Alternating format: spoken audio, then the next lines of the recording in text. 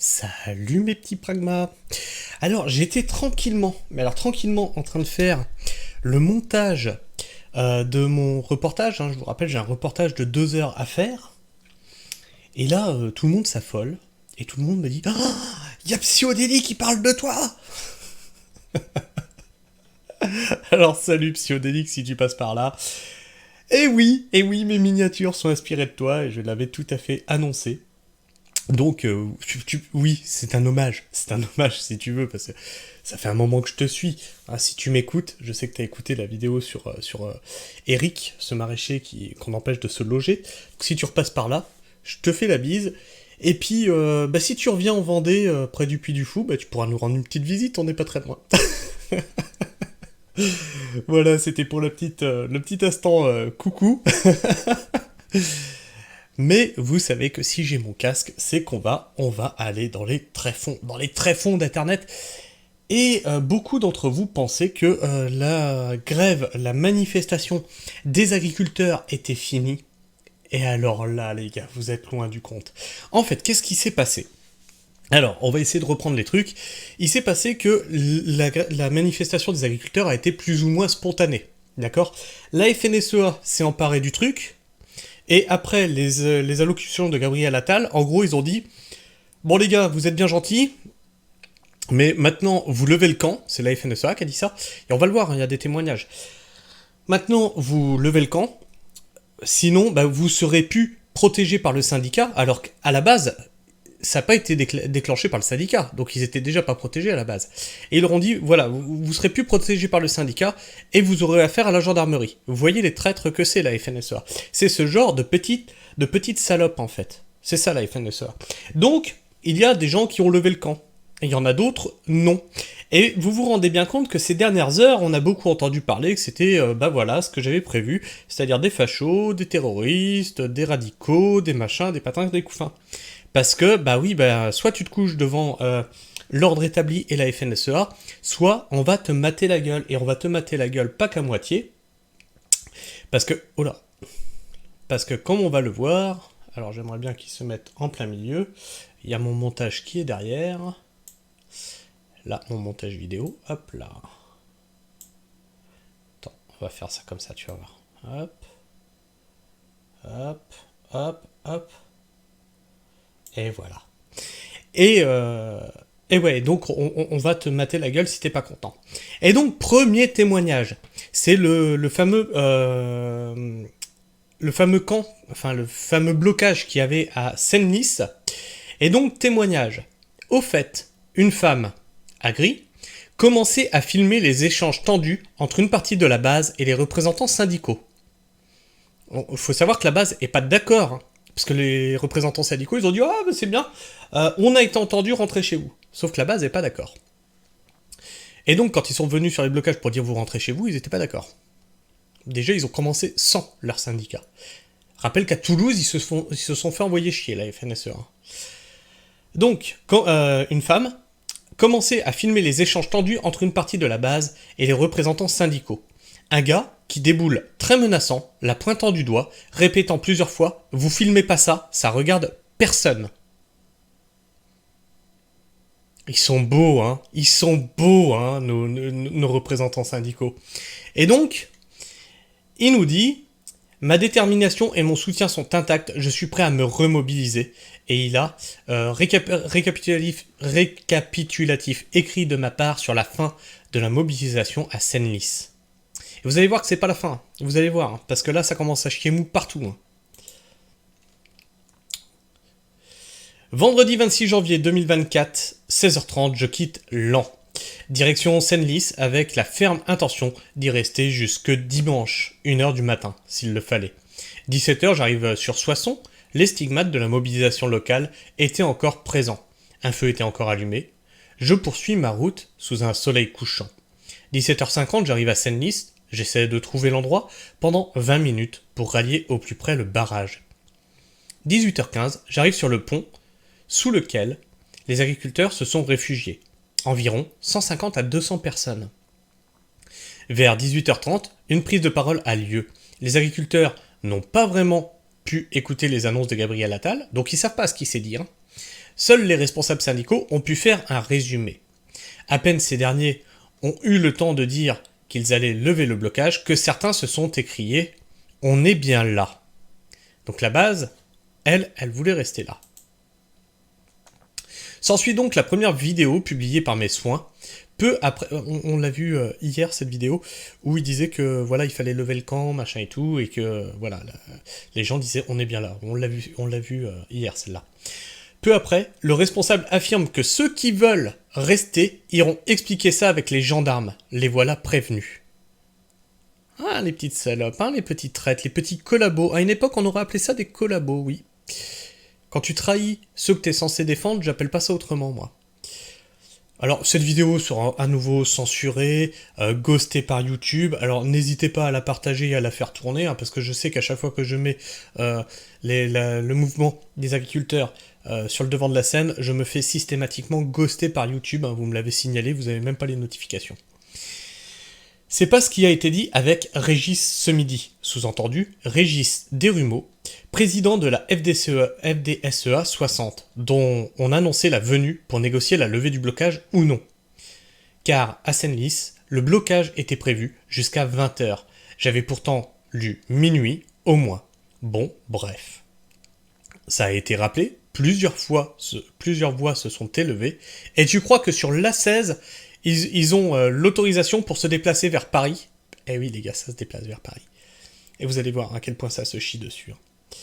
Dialogue de sourds, une partie de la base ne veut pas partir.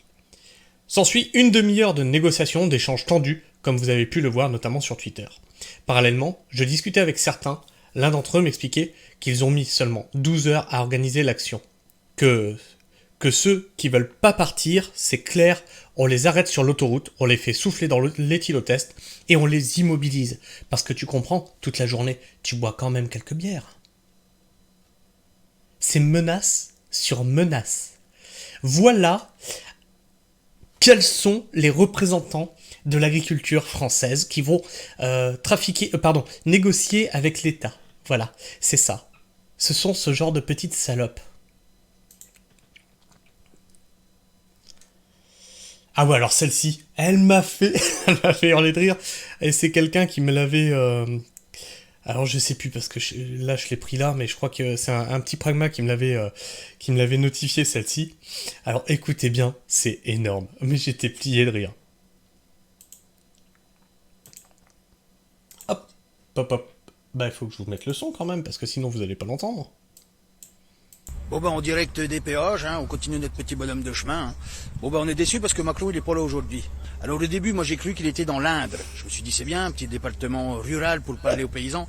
Mais non, j'ai eu un petit problème auditif au niveau des yeux. Il est en Inde. Et qu'est-ce qu'il va foutre en Inde?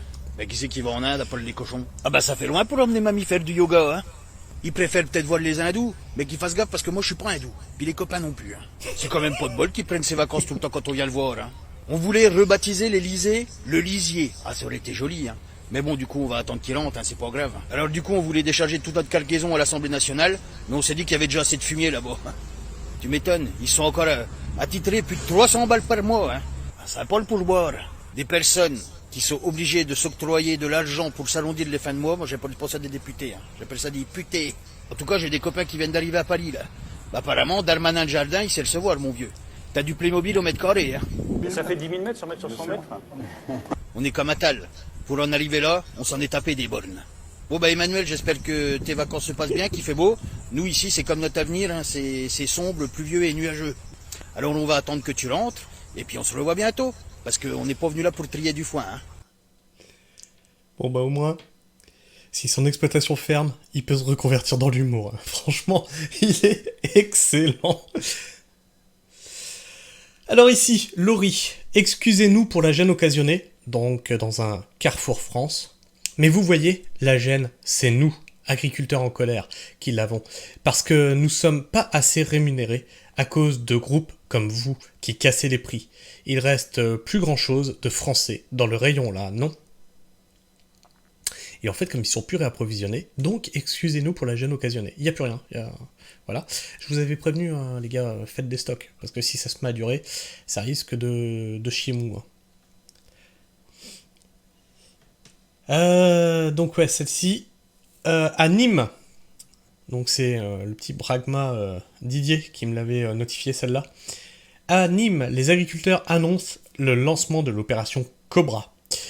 Alors on va voir plus, ça on va le mettre sur le côté. Le bureau des douanes de Nîmes a été incendié près de l'A9. Donc on peut consulter ça via Midi Libre. Et donc ils ont foutu le feu au bureau des douanes. Donc ils attaquent tout ce qui fait partie de l'État, tout ce qui est étatique. Ça y est, ça va partir en cramage. Oh non, il me l'a pas mis. Ah bah si, c'est bon. Alors, ah oui, ça c'est très fort. Alors, faut savoir que vous allez sur Télépack, vous pouvez savoir combien touche un agriculteur dans votre coin. Il suffit de mettre le code postal, etc. Et vous retrouvez la société, et vous voyez. Et là, il nous dit, l'agriculture bénéficie de 9 milliards d'euros de subventions dans le cadre de la PAC. Parmi les bénéficiaires, alors lui, il a mis le code postal Paris. Allons donc voir qui peut toucher la PAC à Paris, c'est quand même bizarre. C'est étrange, hein. À Paris, il n'y a pas beaucoup de champs pourtant. Je comprends pas, je comprends pis. Comment c'est possible? Alors allons voir qui la touche et combien. Donc on a l'APCA, je sais pas qui c'est, pour 271 000 euros. Arlo, 3 000. L'ASS nationale de l'industrie agroalimentaire, 406 000. L'agroalimentaire, 406 000. Association Comité Nord Plan de pommes de terre, bon voilà, d'accord, c'est plus ou moins normal, mais eux ils touchent que 14 000. Association Terre Novia, je sais pas ce que c'est, 127 000. Attendez, vous allez voir, c'est ouf. Chambre d'agriculture de région Île-de-France. Bon bah ça fait partie de la chambre d'agriculture, 50 000. Je sais pas comment que c'est fait. Clarence Dillon Wine. Donc c'est du vin. Du vin, bon bah d'accord. 18 000. C'est marrant, hein. C'est bizarre. Mais vous allez voir, les plus grosses sommes, c'est marrant, c'est pas donné à des personnes qui pourtant sont dans le monde agricole. CMA France, 211 000. Ah, et là on commence à taper le lourd. Compagnie vinicole Baron Edmond de Rothschild. 561 000. Oh bah ça alors. Domaine Baron de Rothschild Laffitte DIS. 622 000. Là ils ont déjà plus d'1 million là, les Rothschild là. Qu'est-ce qu'on avait d'autre d'intéressant? Électricité de France. 25 000. Et ensuite, il n'y a plus trop grand chose d'intéressant. Si, tiens, il y a ça. Terre Univia, interprofession des huiles et protéines végétales. Ça rappelle quelque chose, ça? Qui c'est qui fait ça déjà? C'est... Ah oui, le patron de la FNSEA avec son groupe agroalimentaire Avril. Donc eux, là, Univia, ils touchent 508 000. Tout va bien, tout va bien. Tout va bien. Donc on voit que quand tu fais partie de l'agricole, tu touches moins de 50 000. Quand tu fais partie de Rothschild et puis de l'agroalimentaire, tu touches plus de 200 000. Voire 1 million. Non mais ça, c'est d'enfer. Alors celle-ci, elle est d'enfer. Mais heureusement que la PAC est là pour nous aider. Donc toujours un petit pragma qui m'envoie celle-ci. Une petite pépite. Alors, on va écouter ça. On va écouter ça. Vous avez la responsabilité du prochain chaos total. C'est vous qui avez la responsabilité. C'est vous qui avez fait des combines politicardes pour garder le pouvoir pendant ces années. Monsieur Macron, Monsieur Attal, Monsieur le maire, ministre de l'économie. Monsieur le maire, ministre de l'économie. La risée du monde. Monsieur le maire, c'est vous qui avez la responsabilité des paysans de la rue. Depuis 40 ans, vos familles politiques sont au pouvoir. Depuis 40 ans, avec les syndicats complices. Je le dis, la FNSEA complice. des dirigeants de syndicats qui aujourd'hui sont aussi directeurs et dirigeants de multinationales qui eux-mêmes font les cours mondiaux des céréales qui payent leurs agriculteurs parce qu'ils sont eux-mêmes en situation de monopole et en situation de maîtriser le marché total mondial du cours de l'huile. Le cours de l'huile. Avril, monsieur Rousseau, n'est-ce pas? Ah là là là là là là, c'est fou, il n'y a pas que moi qui vous le dis, hein. Il n'y a pas que moi, voilà. C'est exactement le discours que je vous tiens depuis qu'on traite les révoltes. Hein. Moi, je les traite depuis qu'elles ont commencé, depuis qu'elles sont en Allemagne, hein, bien avant que ça arrive en France. Etc. Ce sont ces gens, des multinationales, qui aujourd'hui soumettent nos coopératives, prétendues comme représenter l'intérêt des agriculteurs, soumettent nos coopératives à vos cours mondiaux, à votre monopole mondial, au monopole des prix à la consommation, qui sont les causes du baisse du pouvoir d'achat et qui sont les causes de la baisse des revenus des agriculteurs. Vous maîtrisez les deux côtés du tableau. Alors monsieur Macron, monsieur Attal, monsieur le maire, monsieur Fesneau, vous qui êtes ministre de l'Agriculture, il me semblait que c'était à vous d'apporter par vos compétences et connaissances des choses, des réponses aux agriculteurs. Vous ne le faites pas, vous ne le faites pas. On a eu monsieur Le Foll qui oriente les agriculteurs sur de l'agriculture biologique, soit disant que tout le monde attendait, que plus personne ne veut. Et ça, on l'a vu dans la vidéo précédente, dans la vidéo les deux vidéos d'hier. On a un agriculteur, un paysan, un vrai de vrai, qui fait de l'agriculture biologique, de l'agriculture avec sans tracteur, avec des animaux, et on l'emmerde. Et on l'emmerde. Parce qu'une minorité... Quand je vous dis qu'il y a ce double discours, ah oui, on veut du bio, on veut du nature, on veut... Et puis derrière, c'est, ah ben non, tu vas crever. Idéologistes d'ultra-gauche, d'extra-écologistes, pensent sauver la planète en nous vendant tout et n'importe quoi. Ceux qui vont sauver la planète, c'est les agriculteurs, c'est personne d'autre. Ceux qui vont nourrir, c'est les agriculteurs, personne d'autre. Ceux qui vont tuer aujourd'hui ce qui est durable, c'est vous, par vos utopies intellectuelles de systèmes ultra sophistiqués pour ne rien faire, être écouteux. Alors je vous le dis à tous, si vous ne... Bon bah là, ça a coupé, je sais pas pourquoi il n'y a plus de son. Et là, donc on a notre Thierry de Cabaru. Alors j'ai appris que c'était le frère de... Oh mince, j'ai perdu son nom. Cohen. C'est le frère de... Enfin, le beau-frère de Cohen. Très proche donc de la Macronie, hein, voilà. Et donc, ça, c'est dégueulasse. Alors, effectivement, ça peut être dégueulasse, mais au bout d'un moment, c'est marrant parce que il y a des petits anges pour la France qui ont fait bien pire que ça, et on t'a pas entendu t'émouvoir hein, d'une mairie qui a cramé d'ailleurs, hein, des magasins pillés.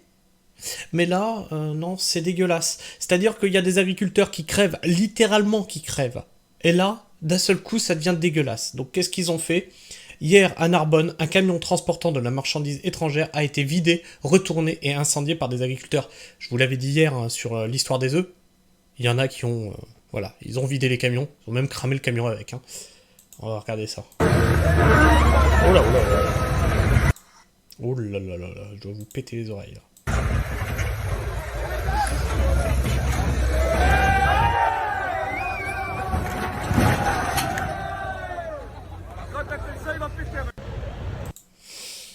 Après, ben, dites-moi, est-ce que pour vous c'est dégueulasse? Est-ce que vous comprenez la colère? Est-ce que ça ne se fait pas? Dites-le moi dans les commentaires, n'hésitez pas. On a donc Monsieur Fesneau. Donc, c'est pour ça qu'il vaut mieux laisser mourir l'agriculture française. C'est de l'idéologie. Ils ne garantiront jamais les prix, ni protégeront les frontières. Pourtant, ce qui a été fait jusqu'en 1992. Donc, prix plancher, des mesures démagogiques, estime Marc Fesneau. Donc, il veut pas de prix plancher. Hein, il veut de la libre concurrence avec les pays étrangers. On n'a pas les mêmes normes. On n'a pas les mêmes normes. Et on n'a pas les mêmes débiles au pouvoir. Qui vous foutent 400 normes pour entretenir une haie bocagère. 130 normes pour installer un élevage de volailles. Le ministre de l'Agriculture au sujet de la proposition de LFI, ce serait une concurrence déloyale. Donc voilà, les agriculteurs français, vous pouvez crever, on va faire importer tout ce qu'on a besoin pour bouffer. Comment ça s'est passé déjà pour le Covid? Dès qu'on a eu besoin de quoi que ce soit qui était fabriqué dans un pays étranger. Et tu veux confier l'alimentation en dehors du territoire. Et tu es censé être le ministre de l'agriculture et de la souveraineté alimentaire. Est-ce que tu sais ce que ça veut dire, souveraineté? Ça veut dire être souverain dans son pays. Ça me tue, ça me zigouille. Les 42 milliardaires français, c'est 569,4 milliards d'euros. Une taxe de 2% sur le capital, la taxe de 2% dont Bruno Le Maire voulait faire si jamais il ne respectait pas la loi Egalim, écoutez bien ça donne 11,39 milliards. Il y a 10 millions de pauvres, ça fait 1139 euros par an, soit 3 euros par jour. Ça va pas changer la face du monde. Et en fait, on pourrait se dire, ouais, c'est quand même beaucoup, 11,39 milliards. C'est même pas la moitié de ce qu'on envoie à l'Europe pour la politique agricole commune, pour la PAC. C'est même pas la moitié. 2% sur 569 milliards, ça fait 11 milliards 399 millions. C'est rien. Donc les mecs, ils en ont rien à foutre de prendre 2% de leur chiffre d'affaires. Alors ça, c'est pareil, ça c'était très très fort. Pour discréditer le mouvement, qu'est-ce qu'on a fait?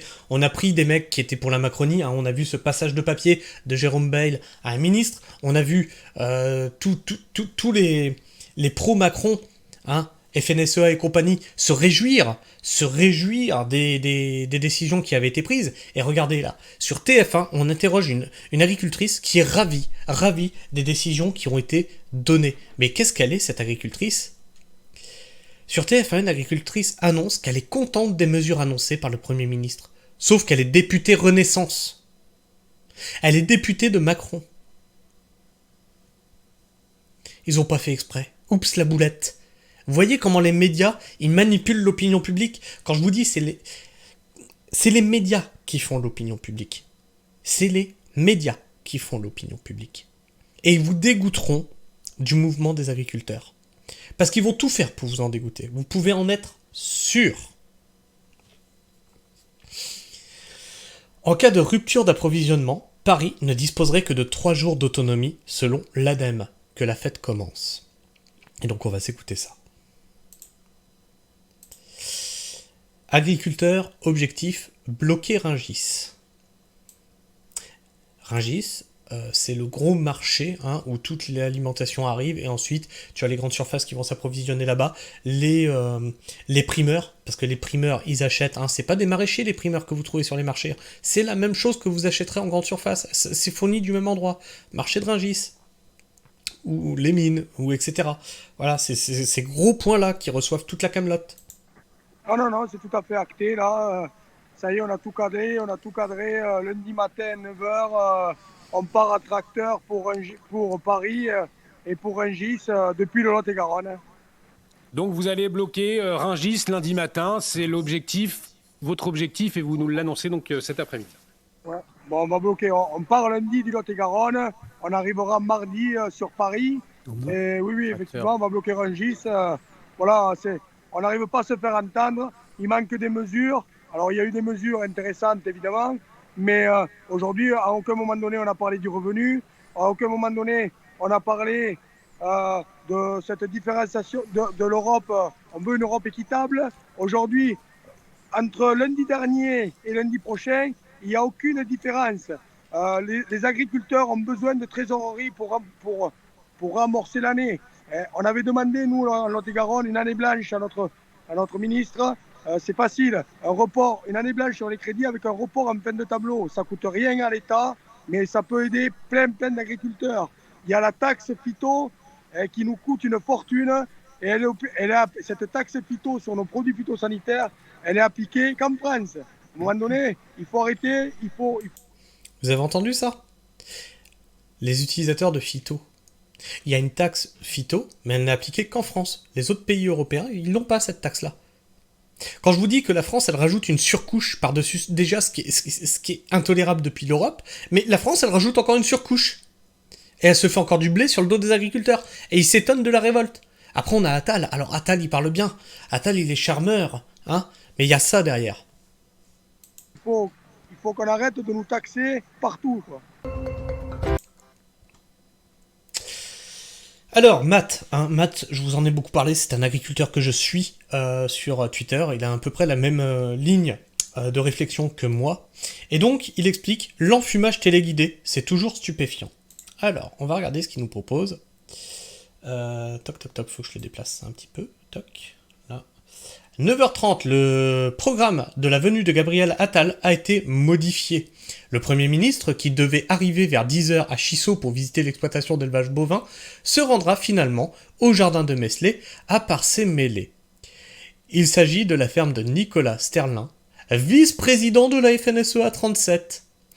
Ben oui, on va pas aller voir ceux qui sont vraiment contre l'État. On va aller voir les copains, ceux qui copinent avec les politiques, d'accord, hein, quand je vous dis que les médias, vous allez avoir que de l'enfumage maintenant. Il se rendra ensuite au vœu du député Fabienne Colbock à la Riche dans l'agglomération de Tours, avant d'y prononcer un discours. 10h, invité de RMC, Grégoire Bouillant, administrateur de la FDSEA, c'est une branche de la FNSEA, Île-de-France, a exposé les 3 mesures qui pourraient mettre fin au mouvement des agriculteurs. Des mesures sur les taxes, des modifications des zones de non-traitement, c'est pas ça qu'ils demandent en fait, hein, et une révision de la politique Éco-Phyto 2030, c'est pas ça qu'ils demandent. Ça n'arrange que les gros industriels. 10h30, Gabriel Attal discute avec les représentants des agricultures, Christiane Lambert, qui est à la COPA, le plus gros syndicat des agriculteurs de l'Union européenne. Ah, à la même Union européenne. Oh, ça alors. Présidente de la FNSEA 37 a prévenu le Premier ministre, si vous n'étiez pas venu en Indre-et-Loire, le département serait à feu et à sang. Voyez, le mouvement a été spontané, mais en fait, c'est la FNSEA qui ils ont tout sauvé, ils ont réussi à canaliser les agriculteurs, ils ont vraiment, voilà, allez vous faire foutre.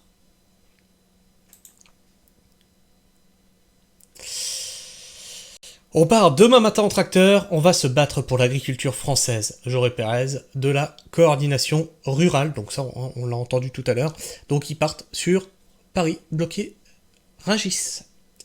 Alors 30 minutes, je vais peut-être faire une seconde vidéo pour ce qui nous reste à faire, parce que sinon ça fait des vidéos un petit peu longues, et vous m'avez dit que vous aimez pas les vidéos qui sont trop longues.